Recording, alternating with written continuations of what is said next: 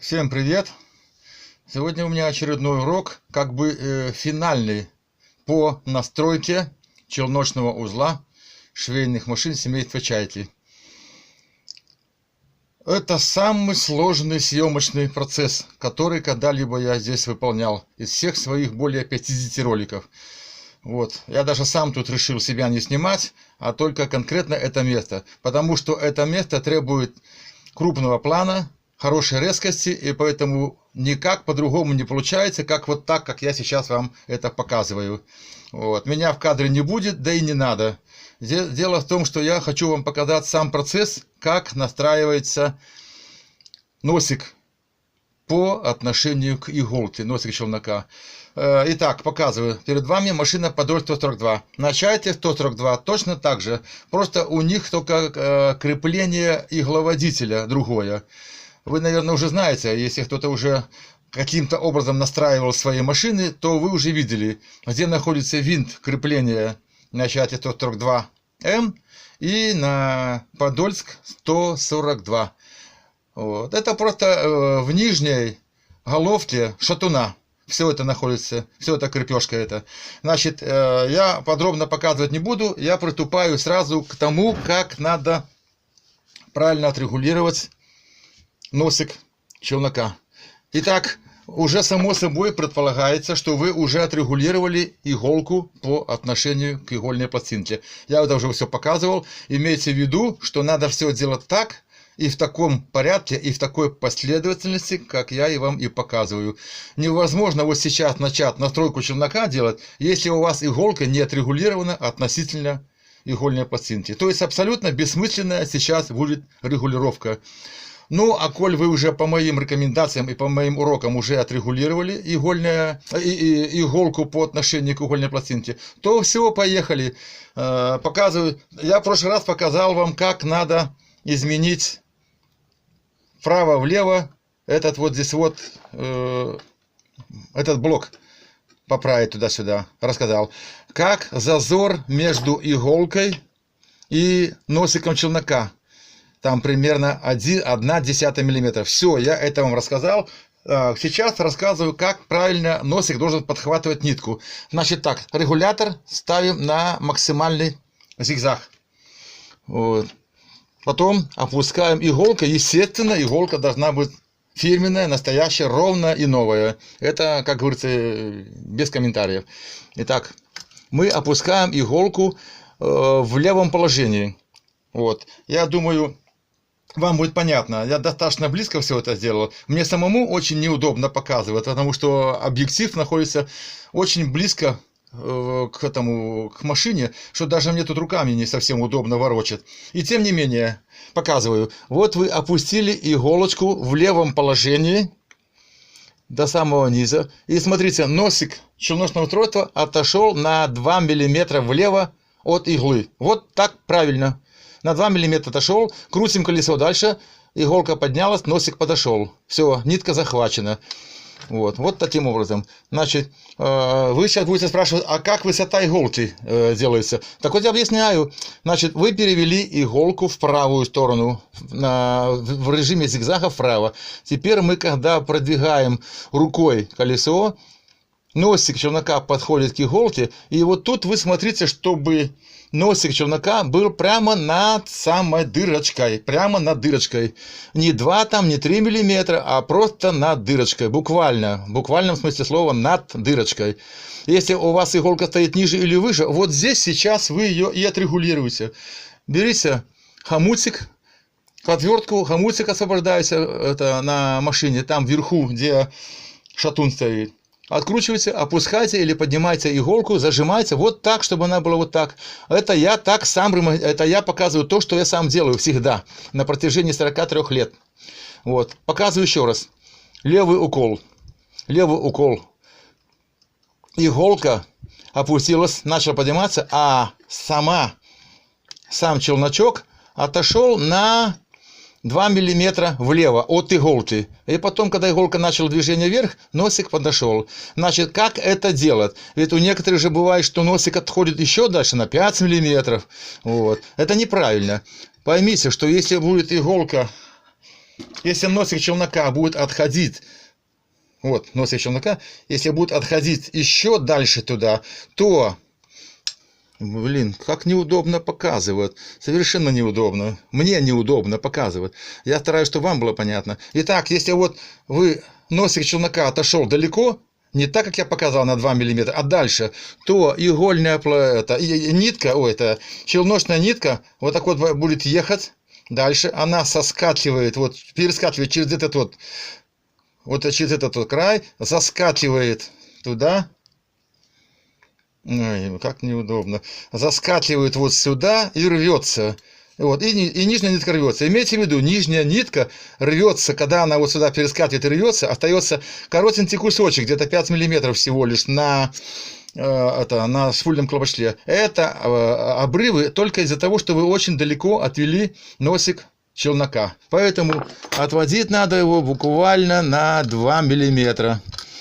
Ну, механики, конечно, это должны знать. Это я объясняю для тех, у кого нет возможности пригласить механика. В основном это девочки, женщины, даже бабушки, если они смелые, умеют держать в руках отвертки, ну да, пожалуйста, занимайтесь. Еще раз показываю. Вот отошел челночок влево на 2 мм носик. Как это делать? Сейчас покажу, как это делать, если кто-то не знает. Так, вот я перевел объектив на другую часть машины швейной. Вот этот нижний вал, и вот этот шатун, и вот этот хомутик, который и приводит в действие это самый, челнок. Туда-сюда бегает. Значит, показываю, как я это делаю. Значит, для того, чтобы подвинуть, если носик челнока неправильно стоит, прямо возле самой иголки или далеко на 5 мм ушел, значит, берем, вот я беру пассатижи, беру за вал, сжимаю руками, сжимаю вал. Вот я немножко подвинул. Вот этот вот шатун ушел вверх, стал виден вот этот винтик. Это сажной винт хомутика. Берем ключ на 10, откручиваем, слегка немножко приоткрутили его, потом, удерживая колесо, маховое колесо правой рукой, немножко подвинули вверх или вниз, вот так вот, как я показываю.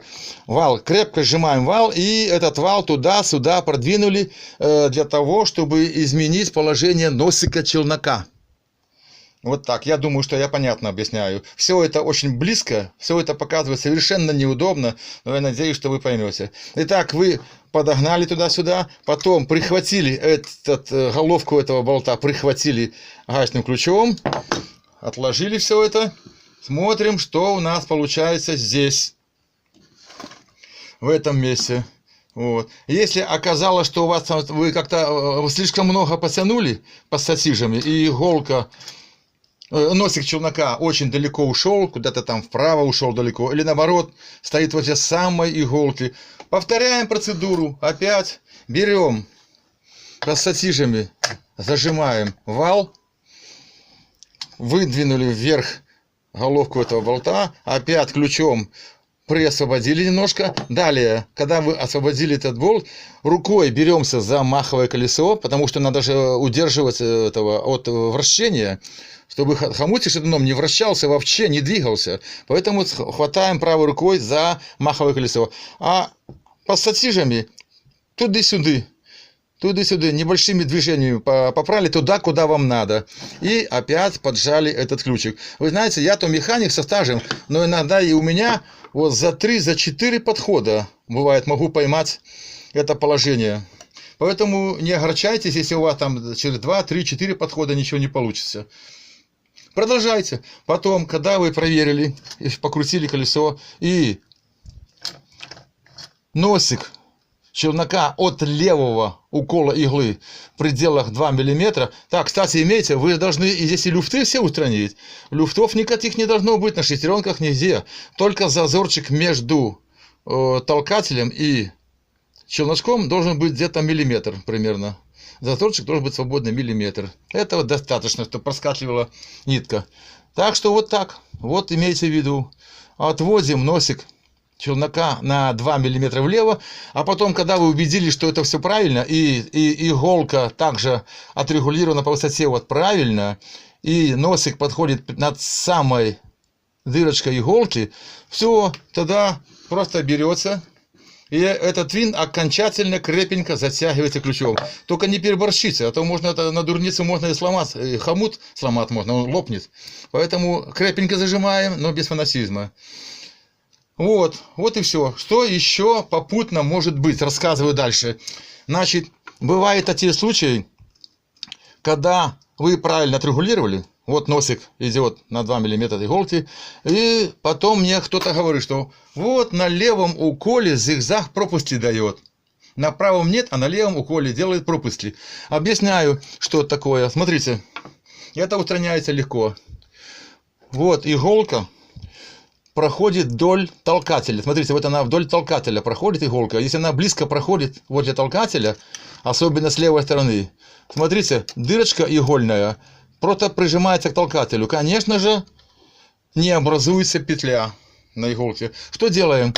Берем, вынимаем челнок, ложим на стол. Потом берем какой-нибудь, что-нибудь, какой-нибудь штырь. Вот у меня, например, вот такой штырь есть. Это стержень лапти. Упираемся в этот толкатель, аккуратненько упираемся в этот толкатель, только не в пластину амортизационную, а в корпус. И ударяем слегка молотком. По толкателю ударяем, чтобы он пригнулся. На 1–1,5 мм можно пригнуть этот кусочек этого толкателя. Ничего страшного не произойдет. Он достаточно такой пластичный, он не хрупкий и не ломается. Вот как только вы ударите здесь, и вы заметили, что он осел, где-то на миллиметр, на 1,5. Замечательно, все. Значит, при работе челнока, особенно в левой стороне, когда иголка в левой стороне, уже толкатель возле иголки близко не проходит. А от этого уже образуется нормальный напуск. И зигзаг, и правый, и левый укол работает замечательно. Вот так. Вот, я вам такие вещи рассказал. Далее, я еще что хочу рассказать. Еще один нюанс есть. Сейчас я покажу его. Значит, у меня спрашивают, задают в комментариях, в предыдущих комментариях, в предыдущих роликах, в предыдущих уроках задавали вопросы, когда я рассказывал об устранении люфтов. Говорят, я уже там устранил, или женщина, я уже устранила там все люфты, уже ничего нигде не ботается, а машина стучит как пулемет. Ну, я тогда говорил, что подождите, я это все объяснять буду, потому что так сразу я не могу сказать, это показывать надо. А вот сейчас самое время рассказать, почему, когда люфты все уже устранены и никаких люфтов нету, машина стучит как пулемет. Сейчас я буду это показывать, только надо поменять мне немножко положение. Так, я положил машину по-другому, чтобы было лучше видно. Я хочу вам показать вот эту шестерню. Секторную. Вот, я отдельно показываю. Вот секторная шестерня. Она чугунная. Имейте в виду, она та маленькая, она стальная, а эта чугунная. Почему я об этом говорю? Смотрите, значит, хочу рассказать, почему бывает стуки. Машина стучит как пулемет. Это действительно так, как пулемет стучит машина. И многих это вводит в ступор и в шок. Почему такое происходит? Вот смотрите, когда эта шестерня при вращении машины поднимается вверх. Видите, вот у меня, например, где-то 1,5 мм не доходит до корпуса челнока. Вот не доходит, да? А вот бывает такое положение, ну, то ли так сделали ее, то ли здесь вот просто как бы здесь немножко толще мяса на шестеренке, то ли там отливка этого корпуса челнока немножко другая. И в итоге вот этот край... Так, вот, показываю. Вот этот край шестеренки, вот этот край шестеренки, вот он стукает по этому корпусу, вот здесь по корпусу стукает. Обратите внимание, вот у меня, например, не доходит примерно 1,5 мм, а где-то у кого-то может даже и доставать. Поэтому это и есть причина стука. Вот это стучит как пулемет. Все отрегулировано правильно. И зазоры правильно, и захваты правильно, и ничего, никаких люфтов нету. И машина стучит как пулемет в прямом смысле слова. Да, мне знакомо это. Я прихожу, мне рассказывают, машина стучит как пулемет. Вот. А это значит, что вот эта часть шестеренки секторной ударяется по этому краю. И ничего страшного, так как она чугунная, берем, начинаем шлифовать вот этот участок. Вот. Может быть, даже придется миллиметр снять. Он легко снимается. Это чугун. И вот вам придется такой шкрабать, царапать над надфилем, простым надфилем. Не надо здесь алмазный надфиль, потому что это шестеренка чугунная. И вам надо вот здесь вот снимать. Снимается и проверяется. Подводится и опять начинается чистить, шлифовать, снимать слой. Вот вы когда снимете где-то миллиметра полтора, и вы увидите, что не достает шестеренка до корпуса до этого, все, стуков больше не будет. Вот. Все, занимайтесь.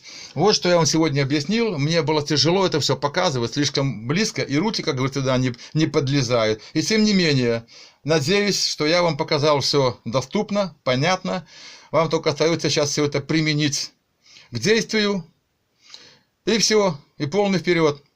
И уже сейчас вы можете шить. В следующий раз я расскажу, как регулируется челночный блок на машине Чайка-2. Там немножко по-другому, принципиально другое положение. И я буду рассказывать на Чайке-2, как надо установить челночное устройство и как все это отрегулировать.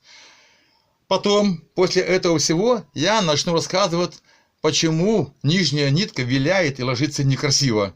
Здесь тоже заводские брачки есть. С одной стороны брачки, а с другой стороны еще и разгильдяйство домашних людей, которые пользуются машинами. Все это будет впереди. Подписывайтесь и ждите моих новых видеосюжетов. А пока занимайтесь, делайте то, что я вам сегодня объяснил, и уже можете начинать пользоваться своей машиной. Всего доброго.